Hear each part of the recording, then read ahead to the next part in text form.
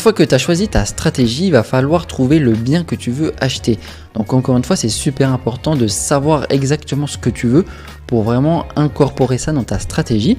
Donc par exemple, si tu veux acheter quelque chose d'assez petit parce que tu débutes, eh bien un studio, ça sera parfait. Alors pourquoi je te dis d'investir dans un studio si tu débutes?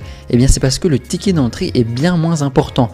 Effectivement, les surfaces seront assez faibles, entre 15 et 30 mètres carrés, donc le prix du bien sera bien moins important qu'un appartement classique. Ensuite, la demande locative est assez élevée pour ce type de bien.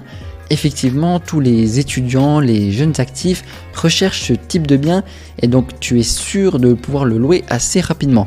Surtout si tu cibles vraiment une zone étudiante comme à côté d'une fac, dans une grande ville, ça peut être vraiment intéressant. Alors attention quand même tout de même, si tu loues à des étudiants, faut bien savoir que ça tourne assez régulièrement.